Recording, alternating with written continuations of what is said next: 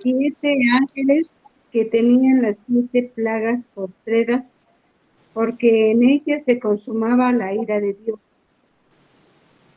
Vi también como un mar de vidrio mezclado con fuego, y a los que habían alcanzado la victoria sobre la bestia y su imagen y su marca y el número de su nombre, en pie sobre el mar de vidrio con las arpas de Dios. Y cantan el cántico de Moisés, siervo de Dios, y el cántico del Cordero, diciendo: grandes y maravillosas son tus obras, Rey de los santos, pues solo tú eres santo, por lo cual todas las naciones verán y te adorarán, porque tus juicios se han manifestado. Hasta el 4, ¿no? Sí, hermana, por favor. Allí termina. Ok, perfecto. Muy bien, hermana. Pues gracias, hermana. Aquí vemos en Apocalipsis 15 cómo inicia y hay dos cosas principales. Primero, vemos cómo se anuncia que hay 7 ángeles. Esto se parece un poco al capítulo 12 cuando dice que vi, en el inicio dice, vi en el cielo una señal. En el capítulo 12, previo a que aparece la mujer y el dragón, dice también, apareció en el cielo una gran señal. Entonces, este mismo inicio nos ayuda a entender que el capítulo 1 no está hablando como del juicio final, sino está hablando como regresándose a ese evento entre el nacimiento de Cristo y su primera venida hasta su retorno, porque así inicia también el capítulo 15. Y dice que ve en el cielo una señal y dice que hay 7 ángeles que tienen las 7 plagas postreras. En ellas se consumaba la ira de Dios. Entonces vemos cómo los ángeles están aquí presentes y después de que los ángeles tienen estas 7 plagas, que dice que son como la consumación de la ira de Dios, también dice que ve un mar de vidrio mezclado con fuego. Y dice que los que estaban ahí eran los que habían alcanzado la victoria sobre la bestia y su marca. El número de su nombre en pie sobre el mar de vidrio con las arpas de Dios. Vemos entonces, hermanos, que los 7 ángeles tienen ahí, justamente en sus manos, pues la autoridad dada por Dios para derramar su ira. Estos son los 7 ángeles, ¿verdad? De hecho, estos 7 ángeles después los vamos a ver cómo en el capítulo 16 ya están derramando esa ira de Dios, con cada uno tiene una copa. Pero aquí se están preparando para el derramamiento de la ira de Dios. Todavía no está el juicio. Aquí está derramando, todavía se están preparando para el derramamiento de la ira. Eh, Ahora, después de eso, nada más es un versículo, si se dan cuenta, ¿no? Que va a decir, ya se está preparando la ira de Dios. Pero inmediatamente empieza con un interludio que va a hablar de los creyentes. En el cántico, en este mar de vidrio, está un cántico donde están los creyentes de pie. Esto nos habla de cómo, eh, previo al derramamiento de la ira de Dios, los creyentes están de pie porque tienen seguridad. Entonces, el derramamiento está a la puerta, pero los cristianos están seguros. Y eso es lo que le quiere decir Juan a los lectores. El derramamiento de Dios, su ira está a la puerta, pero ustedes deben estar seguros y debemos de seguir cantando. Se parece un poco al inicio del capítulo anterior, pero vamos a ver ciertos detallitos en el capítulo número 10, en el capítulo número 15. ¿Qué cosas pueden ver ustedes, hermanos, en este capítulo de estos que están puestos de pie en el mar? ¿Qué cosas pueden ver que están teniendo ellos, ¿no? O sea, ¿qué están haciendo estos que están en el mar de vidrio?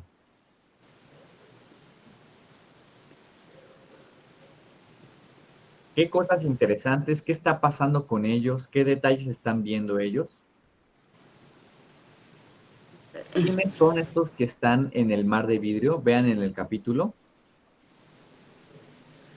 Como el triunfo, ¿no?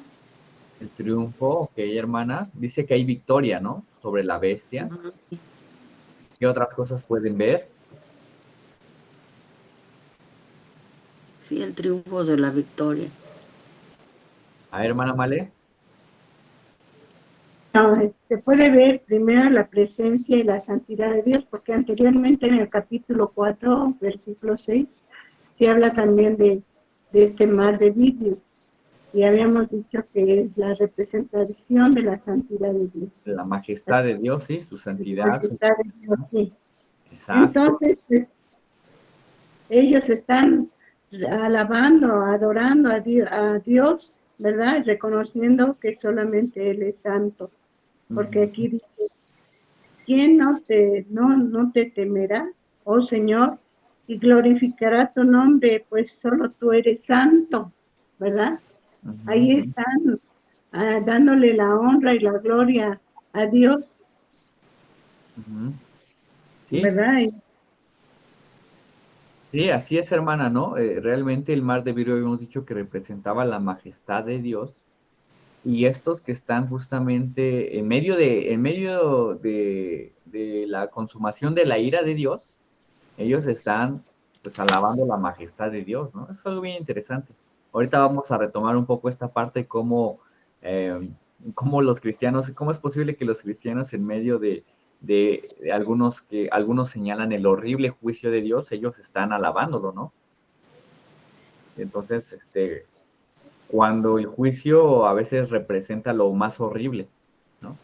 O algo insensible, el juzgar, y los cristianos cantan. Ahorita lo vamos a retomar un poco Bueno, esa parte. yo pienso que también, pues como son, siendo hijos de Dios, participamos de la santidad de Dios, la magnificencia de Dios, ¿no? Por Ujú. ello estamos en ese lugar, porque hemos sido limpiados a través de la sangre de nuestro Señor Jesucristo. Claro, hermana. Sí, entonces vemos, ¿no, hermanos? Cómo aquí hay un canto de victoria. Está a la puerta está la consumación de la ira de Dios, pero los creyentes tienen seguridad. Quiero destacar tres cosas importantes en este cántico que vemos en el mar de vidrio. Perdón, puse vidrio. En el mar de vidrio. Ujú. Vemos que en el cántico, quiero que vean tres cosas. Espérenme un tantito. Vidrio. Ok, el primer elemento que vemos es que ellos están de pie en este mar, ¿no? Acuérdense que también el mar representa el caos, ¿no? Pero ellos están de pie. Y de hecho también esta es una referencia a Éxodo 14. ¿Se acuerdan que el pueblo de Israel cruzó el mar rojo? Y cuando lo cruzaron, pues estuvieron victoriosos, ¿verdad? Es totalmente una referencia a ese evento. Y se acuerdan que, como les decíamos en el inicio, como lo vimos en el capítulo anterior, cuando ellos cruzan, cantan. Y aquí dice que está el cántico de Moisés. El cántico de Moisés, ustedes pueden encontrarlo en Éxodo capítulo 15, desde el inicio. Dice en el Éxodo 15:1, cantó Moisés y los hijos de Israel este cántico a Jehová y dijeron, cantaré yo a Jehová porque se ha magnificado grandemente, ha echado en el mar el caballo y al jinete. Y al mismo tiempo aquí también, ¿no? Cruzan bueno, en Éxodo cruzan el pueblo de Israel y después cantan, y esta hermosa alabanza, esta gloriosa alabanza. Y aquí también en Apocalipsis se retoma esta historia, pero de una manera simbólica para poder destacar la gloria de Dios, poder destacar también la majestad de Dios y la firmeza en Dios, ¿no? Entonces ellos siguen de pie, dicen que están en el pie están de pie en el mar cantando, como en Éxodo, cuando ellos cruzaron y fueron victoriosos. Ellos cantan y dicen que cantan porque hay esta victoria sobre la bestia. ¿Por qué ellos cantan? Porque permanecieron ante sus ataques. Hay una victoria en el versículo 13, habla de eso, ¿no? Diciendo, siervo de Dios, y el cántico del Cordero, diciendo, grandes y maravillosas son tus obras, Señor Dios poderoso, justos y verdaderos son tus caminos, ¿no? El cántico dice que es el cántico del Cordero. Y aunque aunque en el cántico de Moisés no se habla como tal del Cordero, pues aquí quiere hablarse justamente como esta anticipación en el Mar Rojo, cuando ellos cruzaron, fueron victoriosos, pues ahora ellos, al momento de que Cristo, el Cordero, murió por nosotros, pues también su victoria es nuestra victoria, ¿no? Entonces vemos justamente eso también aquí, hermanos. Su victoria es nuestra victoria y eso nos lleva a cantar de esta manera. Y porque permanecemos aún así a los ataques del enemigo. Y también vemos que habla también de que en el versículo número 2 dice que sus pies están sobre el mar de vidrio con las arpas de Dios. Es decir, a pesar de que nosotros permanecemos ante los ataques de la bestia y cantamos, pues esta victoria viene de Dios. Por eso dice, son las arpas de Dios. O sea, aunque reconocemos que permanecimos o perseveramos ante los ataques, reconocemos que aún así la victoria es de Dios y le pertenece a Él. ¿Vale?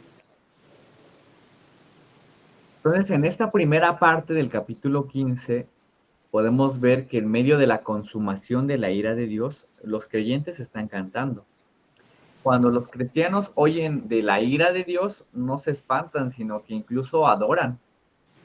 Cuando los creyentes escuchan y hablan del juicio de Dios, pues no se llenan como de indignación, ¿no? ¿Cómo que Dios va a juzgar? ¿Cómo que Dios es tan malo para juzgar? No, al contrario, bienvenido sea el juicio de Dios, alabemos su nombre porque Él es justo y el juicio de Dios es justo, ¿no? Entonces eso es lo que vemos aquí. Y después, y también, hermanos, esto también es una afirmación. Y concluimos que en este parrafito, concluimos que nadie merece la gloria de Dios. Y desde hoy cantamos al Dios verdadero.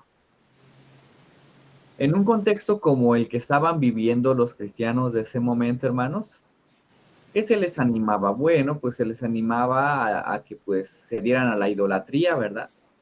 Había muchos ídolos. Y acuérdense que muchos de ellos, si no idolatraban a los dioses de ese momento, pues a veces no tenían trabajo. Pero pues que ellos, Juan lo que les anima es que a que no cedan a la idolatría, sino a que permanezcan. Y recuerden que el único que merece la gloria es el Señor, es Dios. Pero también acuérdense, ¿no? Cómo se les animaba que hubiera culto al emperador, al gobernador. Pero ellos no ceden, sino que siguen cantando al Dios verdadero.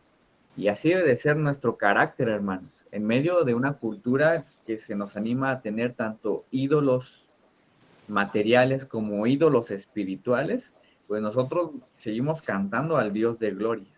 No cedemos, ¿verdad? Hay ídolos no solamente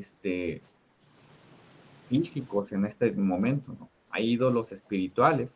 Hay gente que idolatra el dinero, hay gente que idolatra la cultura, hay gente que idolatra también a los gobiernos, ¿no?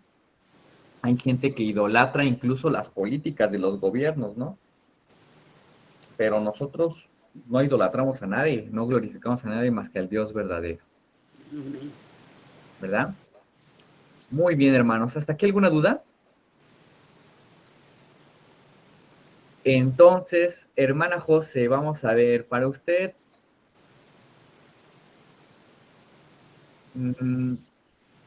¿cuál, le hago esta pregunta, ¿cuál debería ser la actitud de nosotros ante la ira de Dios, hermana? Nuestra actitud. ¿Cómo debemos ver la ira de Dios?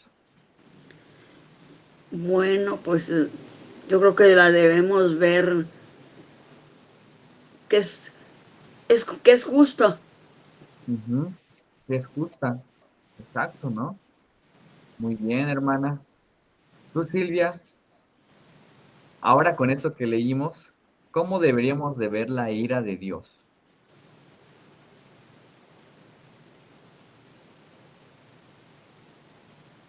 Ya dijo la hermana José, justa. ¿Qué otra cosa podría ser?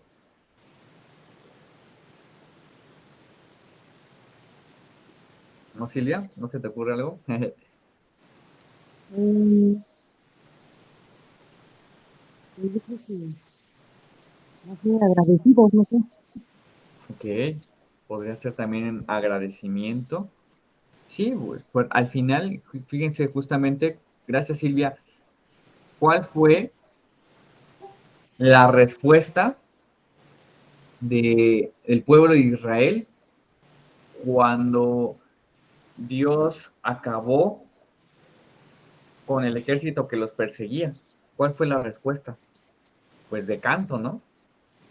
Estaban alegres, estaban contentos,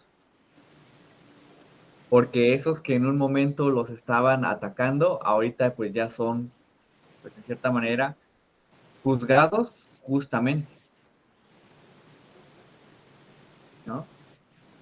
Y eso también debería ser nuestra actitud. Vamos, como les digo, vamos a retomar, vamos a ver cómo en este capítulo, cómo en este capítulo la actitud del cristiano ante la ira de Dios tiene que ser evidente, se muestra evidente. En el capítulo anterior vimos cómo la actitud del cristiano ante la ira de Dios primero es de seguridad.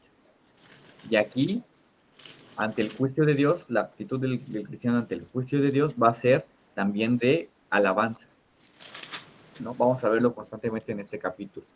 Bueno, pasamos a Apocalipsis, capítulo 15 del 5 al 8. ¿Quién lo puede leer, hermanas? ¿Puedes leerlo, Silvia, por favor? Apocalipsis 15 del 5 al 8. Sí, del 5 al 8, por favor, Silvia. De 5 al 8. El 15 del 5 al 8. Ajá. Después de esto vi que abría el templo del cielo, el lugar santo de la presencia de Dios. Salieron de ahí los 7 ángeles que traían las 7 plagas, que estaban vestidos con ropa de lino limpia y brillante, y llevaban bandas doradas alrededor del pecho. Entonces una de las 4 criaturas le dio a cada uno de sus ángeles una copa de oro llena de la ira de Dios, quien vive por siempre. El templo se llenó de humo, de la gloria del poder de Dios, y nadie pudo entrar ahí hasta que se acabaron las 7 plagas traídas por los 7 ángeles. Muchas gracias, Silvia. Vemos, hermanos, que este discurso, gracias, Silvia, vemos cómo sigue destacándose muchos elementos como muy majestuosos, ¿no? vemos a los ángeles, cómo llegan, pero también vemos otros elementos como el tabernáculo. ¿Qué otros elementos vemos, hermanos?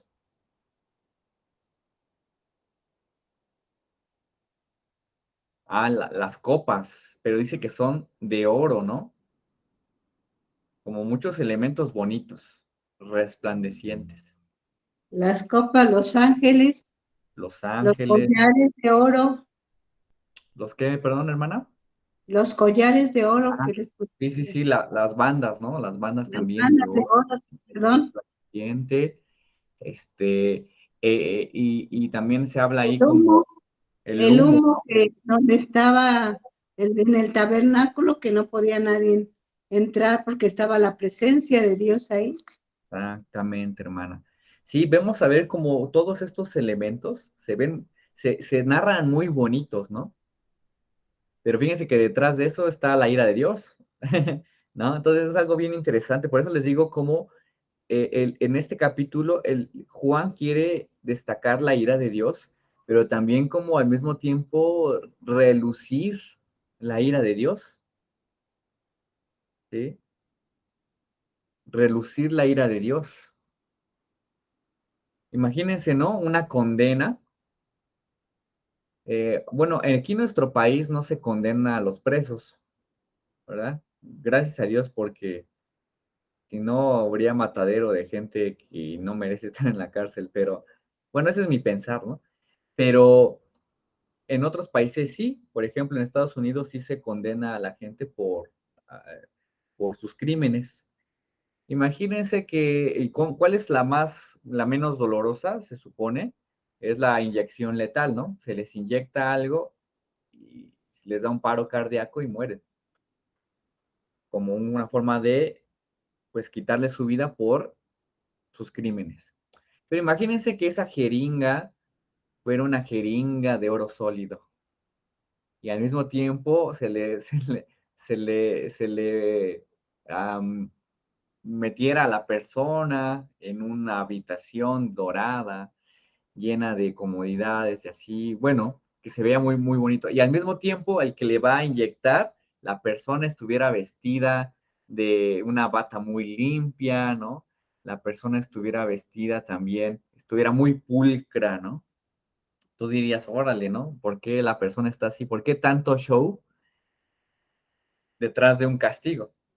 Pues así también lo quiere representar Juan, ¿no? Cómo quiere resplandecer justamente el castigo de Dios y resplandecer la ira de Dios, porque como dice la hermana José, cuando Dios expresa su ira, es justa. Y cuando alguien llegara a criticar la ira de Dios, pues realmente podría compararse a una blasfemia, ¿no? Porque diríamos, ¿cómo la ira de Dios?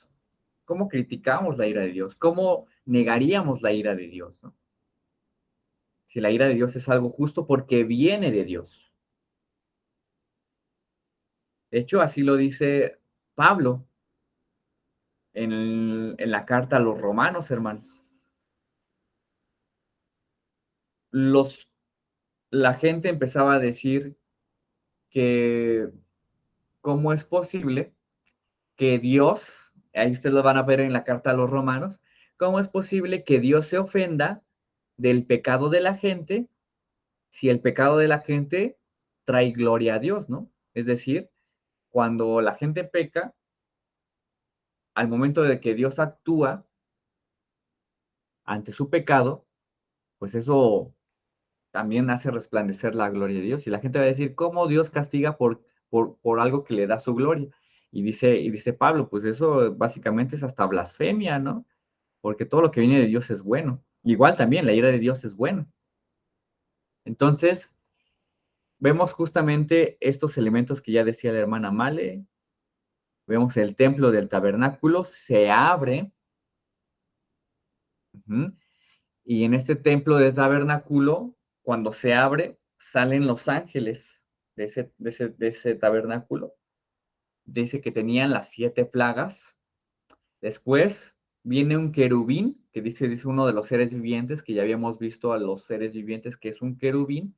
Este querubín les da las copas a los ángeles, se preparan las copas y después el templo se llena de humo. ¿Qué representan todos estos elementos, hermanos? Bueno, pues el templo del tabernáculo, cuando se abre, quiere expresar que los juicios vienen de Dios, proceden de Dios. Como decíamos, el tabernáculo es donde estaba la presencia de Dios, el centro de la presencia de Dios, ¿verdad, hermanos?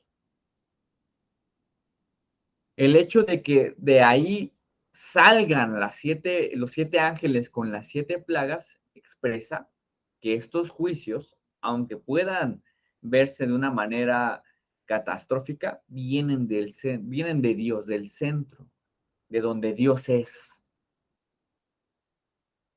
De manera que aquel que critique los juicios de Dios, pues básicamente está también señalando a Dios, ¿verdad? Entonces los juicios proceden de Dios cuando salen del tabernáculo. Después, los 7 ángeles dice que tenían 7 plagas. Entonces, ya decíamos, ¿no, hermanos? Cómo los ángeles, ¿cómo dice que son los ángeles? Dice que tienen ropas resplandecientes, ¿verdad?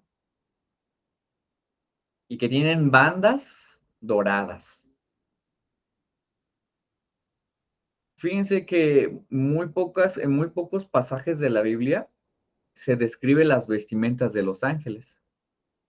¿Se dan cuenta? La mayoría de las veces se describen más las vestimentas de los mártires, ¿no? Como también eran resplandecientes. Pero aquí se describen las vestimentas de los ángeles y que son muy bonitas, ¿no? Como que hasta se chulean las vestimentas de los ángeles. ¿Por qué? Porque también justamente, a pesar de que estos ángeles están resplandecientes, traen la ira de Dios. ¿Para qué decir? Para que justamente porque la justicia de Dios es gloriosa. Para hablar de que también la destrucción catastrófica que viene con estos ángeles es de majestad, es de alabanza. Por eso les digo que constantemente en este capítulo, Juan quiere hablar de la ira de Dios como algo bello. Fíjense, ¿no? Muy pocas veces hablamos también de la ira de Dios como algo bello. Siempre hablamos como de algo horrible que nos debe de dar miedo. Sí, hay que tener temor de Dios, pero también cuando se habla de la justicia de Dios, de la ira de Dios, también es al mismo tiempo destructiva, pero al mismo tiempo también justa y majestuosa. Después, la preparación de las copas. Como vemos que este querubín viene de Dios y le da las copas a los ángeles, como dando esta autorización para derramar su justicia a los ángeles, ¿no? Les da autoridad para derramar esta justicia. Es una decisión de Dios, ¿sí? Es una decisión que viene de lo bueno para derramar su justicia. Y aquí al final un último elemento, ¿no? Vemos cómo todos estos elementos son estéticamente bonitos, ¿no? Gloriosos, pero detrás de esa gloria pues hay juicio. Pero al final, este último elemento dice que el templo se llena de humo. Vemos constantemente en la Biblia que cuando el humo se asentaba en un lugar, significaba que estaba ahí la gloria de Dios, ¿verdad? Ustedes pueden ver, por ejemplo, vamos a ver, por ejemplo, pueden ver en Primera de Reyes, dice en el versículo 10 y 11 del capítulo 8, Dice, y cuando los sacerdotes salieron del santuario, la nube llenó la casa de Jehová. Y los sacerdotes no pudieron permanecer para ministrar por causa de la nube, porque la gloria de Jehová había llenado la casa de Jehová. Y después en Segunda de Crónicas también pueden ver cómo se asienta una nube, se asienta un humo muy denso para hablar que ahí estaba la gloria de Dios.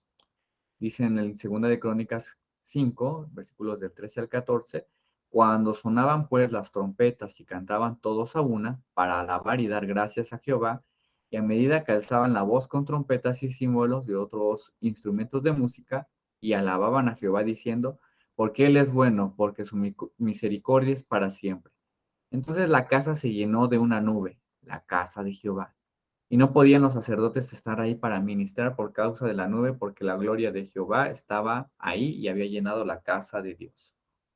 Y hay otro versículo, por si lo quieren anotar, hermanos, Isaías 6:4. Y los quiciales de las puertas se estremecieron con la voz que clamaba, y la casa se llenó de humo.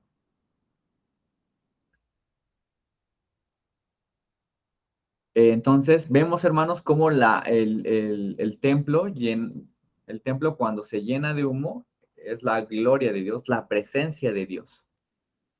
Pero bien, fíjense, aquí hay otro elemento interesante. Cuando se llena la casa de humo, dice que, tanto en otros versículos, que nadie podía entrar ya a hacer sacrificios, a alabar a Dios. ¿Por qué no podían entrar a hacer sacrificios, hermanos? ¿Ustedes qué piensan? ¿Sí, hermana, vale? Porque se podían morir precisamente por la presencia y la gloria de Dios. Ok. Sí, estaba ahí la presencia, la gloria de Dios, ¿no? Justamente en el templo, en el tabernáculo. Sí, muy bien. Ahí detrás hay una parte también de justicia. Porque si alguien pecador entrare ahí, ¿qué va a pasar? La justicia de Dios caerá ahí y podría morir, ¿no? Para concluir, hermanas, aquí podemos ver dos conclusiones. La primera conclusión que quiero que podamos ver en este capítulo 14, perdón, capítulo 15, es la belleza del juicio de Dios para los creyentes. Como les digo, muchas veces vemos el juicio de Dios como algo que hay que tener miedo. El juicio de Dios como algo que es algo insensible, ¿no? De hecho, por eso hay cristianos y hoy en día, y más adelante van a ver que va a ser muy popular, si no es que ya se está volviendo popular, la idea de que Dios no castiga, ¿verdad? La idea de que Dios no juzga. La idea de que al final nadie se va a ir al infierno. Dios nos va a perdonar a todos. ¿Por qué? Porque pensamos que el juicio de Dios es algo malo. Hay gente que piensa que al final todos van a salvarse y ven el juicio de Dios como todo lo contrario a lo bello. Pero el creyente, cuando escucha el juicio de Dios, o escucha y escucha y habla del juicio de Dios, lo que nace de él es la alabanza y majestad a Dios. ¿Sí? El creyente no en ningún momento critica el juicio de Dios, sino que más bien lo alaba. Alaba a Dios por su juicio. Como ya decíamos, en Romanos había luego ese problema. Los romanos decían cómo Dios también se va se va a alegrar, o más bien, ¿cómo decirlo? En Romanos había ese problema de que decían que cómo Dios, ante el pecado de la gente, en su manera de actuar ante el pecado de la gente, va a hallar alabanza. Y decía Pablo que eso era una blasfemia. porque si el juicio viene de Dios, es algo bueno. Todo lo que venga de Dios es bueno, incluyendo sus juicios. Entonces, que ellos critiquen que Dios, como Dios se gloría en medio del pecado de las personas cuando no le agrada, cuando Él expresa juicio y al mismo tiempo amor, pues es totalmente una blasfemia. Sí, hermana Silvia, ¿quería decir algo? Sí, también decía una persona la otra vez que platicaba que Dios es bueno y que no, decía sobre los gays que los hombres que tienen pareja con hombres, decía que si Dios es muy bueno, a eso no le desagrada, porque al final, si dos hombres se aman o dos mujeres se aman, pues pueden ser pareja, unir sus vidas y Dios no hace nada, o sea, Dios está de acuerdo con eso, ¿no? Y yo le decía que no, o sea, Dios no dice que esté de acuerdo. Pero así es como dice la gente que pues si dos hombres se aman y dos mujeres, pues que hagan su vida, ¿no? Porque al final es amor, ¿no? Además ese amor viene de Dios, es lo que dicen ellos. Bueno, algunas personas. Claro, Silvia. Sí, aquí hay dos problemas en nuestro mundo. En nuestro mundo, bueno, sí, la verdad es que obviamente el mundo está cada vez yendo más en contra de la voluntad de Dios. Y aquí hay dos problemas. Primero, pues ya se desvió el concepto de lo que es amor, ¿no? Pensamos que el amor tiene que ver con, pues, un sentimiento, ¿no? Porque hay como esa atracción, ese, ese sentimiento profundo de pasión entre una persona y otra, pues eso le llamamos amor. Pero la palabra de Dios nos habla que el amor tiene que ver con todo lo puro, todo lo honesto, ¿no? Tiene que ver también con lo que es de Dios, lo que agrada a Dios, ¿no? Entonces, el amor, más allá de ser un sentimiento profundo, este, pues ya solo se simplifica a la atracción de dos personas. Y segunda cosa, Silvia, también la cuestión está en justamente, si ustedes se van y bueno, no es el tema, pero la mayoría de estas comunidades que defienden el amor, y ahorita que pasó lo del orgullo gay, ¿no? La mayoría, y ustedes, si ustedes platican con gente que dice que son cristianos, pero también son gays, la mayoría va a hablar del juicio de Dios como algo que no existe. ¿Por qué? Porque para ellos el castigo, Dios no castiga, ¿no? Jesús era una persona que no promovía el castigo o el juicio, sino el amor. Y eso también, pues no es bíblico. ¿Por qué? Porque como ya lo vimos aquí, los creyentes entienden bien claramente, primero que es el amor, pero también ante el juicio de Dios no sienten aberración, sino sienten, sino más que sentir, sino su respuesta es de alabanza, ¿no? Y nosotros como cristianos no deberíamos no hay que comprarle esta idea al mundo, hermanos, de que el juicio es aberración. Hasta en los cristianos ya está mucho ese discurso, ¿no? Dios no castiga, ¿no? Dios no ama al pecador. Perdón, no, Dios no, ¿cómo dice esa frase últimamente, hermano? No sé si ustedes han oído. Dios no ama el pecado, ama al pecador, ¿no? Algo así. O Dios no odia al pecado, o no, Dios no aborrece al Bueno, pecador. Es lo que te iba ama a a Dios, decir, Fer. pero no Usamos a veces mucho esa frase de, digo, porque yo he caído en eso, donde cuando te dicen que Dios no castiga, ¿no? Bueno, que Dios no castiga porque Dios es amor. Pero, por ejemplo, hemos caído como cristianos cuando decimos, Dios no castiga, disciplina, ¿no? Entonces, yo caí en ese error y donde cuando sí ya me dice, Dios sí castiga, porque castiga el pecado, ¿no? ¿Sí? Entonces, a veces como cristianos hemos caído en ese error a cuando te están diciendo que cómo va a castigar Dios, pues si Dios es amor.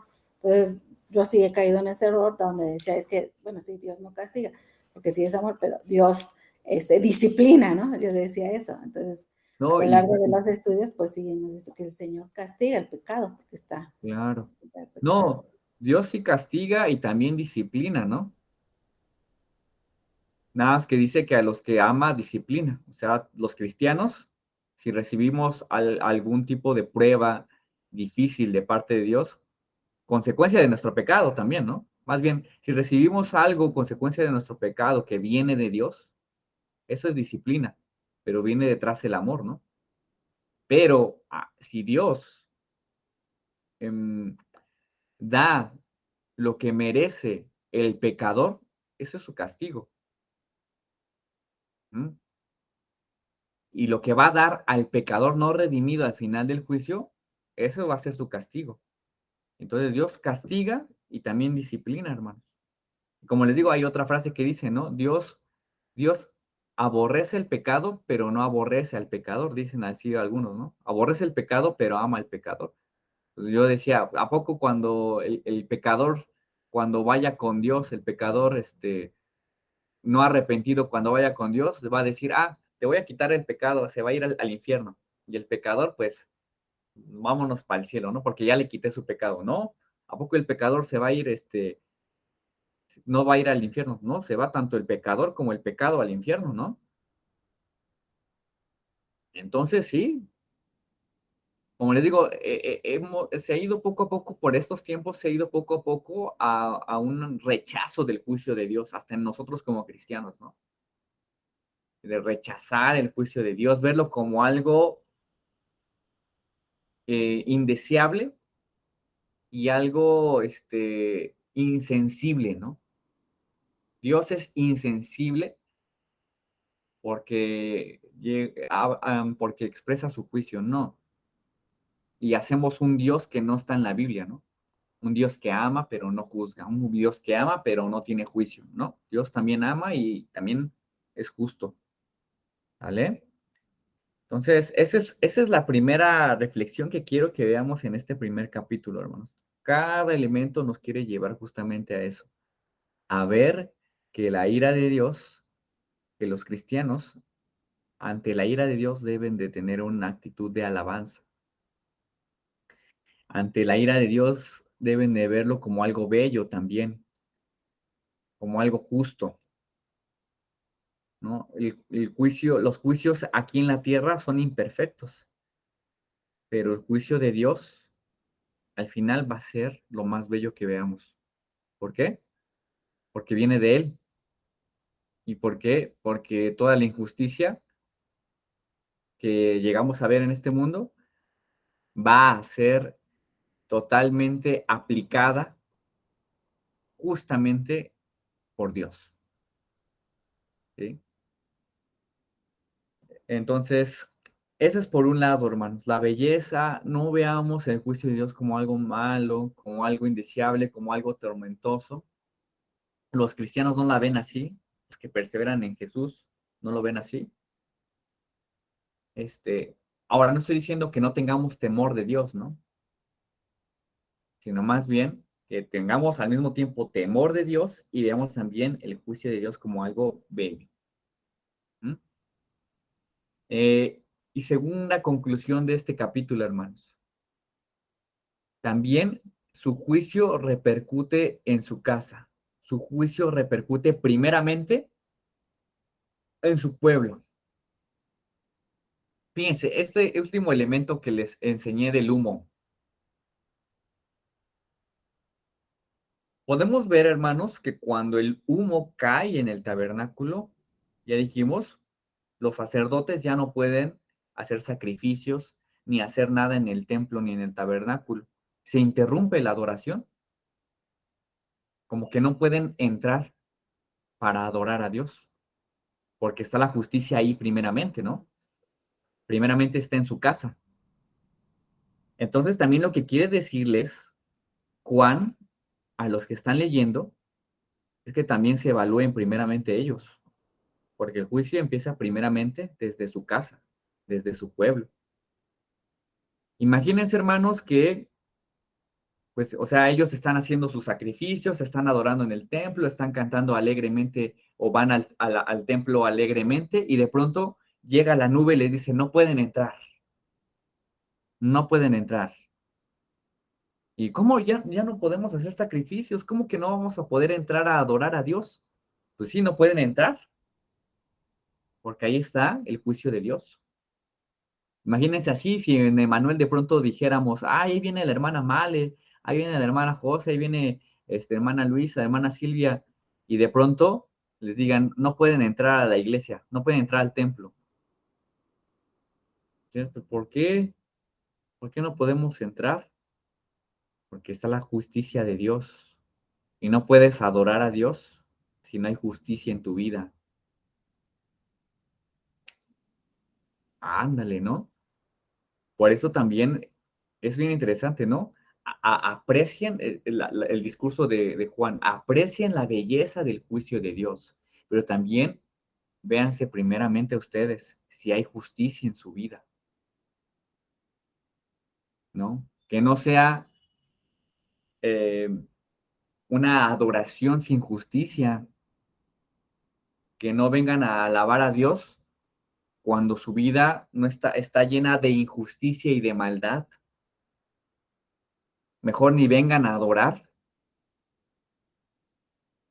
Primeramente, evalúense, busquen la justicia en Jesucristo y podrán entrar. Mejor es que no entren, porque si entran con un corazón injusto al templo, pues la justicia de Dios se va a expresar ahí en su vida y pueden morir, como decía la hermana Male, ¿no? Entonces, fíjense, ese doble conclusión, doble mensaje que está aquí dando Juan, ¿no? Amen la justicia de Dios. Tengan la seguridad, si tienen a Cristo, tengan la seguridad de que la justicia de Dios es algo bello, justo. Pero también evalúense si en su vida hay justicia. Evalúense si en su vida hay santidad. Porque primeramente el juicio de Dios empieza desde su casa. Empieza con los suyos. Entonces, piénsenlo, hermanas. Piénsenlo. Estamos entrando en la presencia de Dios así, con maldad, con injusticia en nuestra vida. Si es así, aún hay tiempo, hermanas. Busquemos el rostro del Señor. Busquemos en arrepentimiento al Señor. Evaluemos nuestra vida. ¿En qué parte no está viendo esa justicia de Dios? No está reflejándose santidad ni la bondad de Dios. Ahí con mi familia, en mi vida espiritual, ¿no? Cómo estoy viviendo mi relación con Dios todos los días. Que no solamente sea como de domingo, ¿no? Venir y en toda la semana hay injusticia en mi vida. No, hermanos. Hay que cambiar. Hay que buscar a Dios para que sea Él el que nos transforme. Y cuando el Señor nos llame y exprese su justicia, podamos nosotros tener la seguridad de decir, sí, Señor, te sigo, te adoro. Es un reto, hermanos, ¿no? Y eso es algo muy, muy padre de este libro de Apocalipsis. Por un lado te da seguridad, pero por otro lado también te reta, ¿no? Te reta a evaluar tu corazón y tu vida. ¿Cómo ven, hermanas? ¿Algo que quieran agregar? ¿Sí, hermana Male? Quisiera leer lo que tengo aquí en el comentario. Uh-huh. Y dice que nuestra vida debe demostrarse libre de corrupción, inmoralidad e injusticia.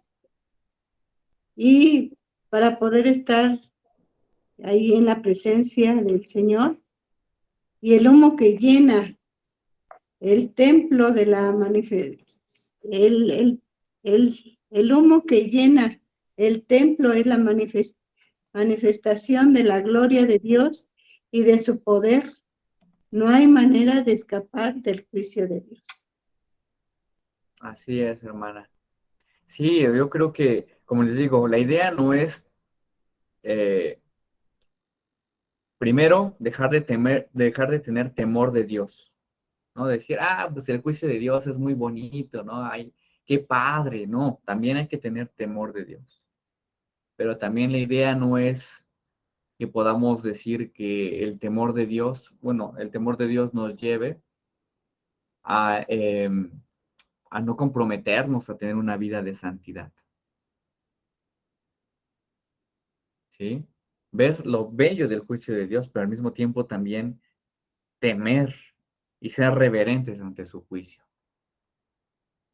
Creo que ese es el mensaje que nos está dando Juan y que en estos tiempos es muy útil, porque les digo, constantemente se está rechazando la justicia de Dios, constantemente se está hablando más de un Dios todo amor, tolerable hasta del pecado, sin hablar del juicio de Dios. Pero por otro lado también nosotros como cristianos hablamos también de este amor como de Dios, sin hablar también de lo bello que es el juicio de Dios. Entonces, pues espero que haya sido de bendición este mensaje, hermanos, pero sobre todo pueda llevarlos a tener una vida transformada, ahora que hay tiempo, para tener esta perspectiva sana del juicio de Dios en nuestras vidas. ¿Alguien más, hermanos, que quiera compartir o decir algo más? Si no, voy a invitarle a mi mamá que haga una oración, ¿sí? Voy a hacer una oración, mamá, para terminar. Sí, vamos a orar. Alabado Padre Celestial, cuántas gracias te damos, Señor, porque tú nos bendices día a día. Gracias, Señor, porque tú nos has dado un día más de vida, Señor. Agradecemos tu misericordia y tu amor hacia cada uno de nosotros. Y, Señor, también te agradezco por la vida de cada una de mis hermanas que ha estado en este estudio. Y, Señor, que tú bendigas a Fer también, Padre Santo, que tú le sigas dando esa sabiduría, Padre, para que nosotros podamos seguir aprendiendo de tu palabra y seguir sabiendo qué es lo que tú quieres de cada una de nosotras, Padre Santo. Y en este caso, que tu justicia que tú nos enseñas, también nosotros seamos justos, Padre Santo, para alabarte, Señor, y bendecir y poderte adorar, Señor.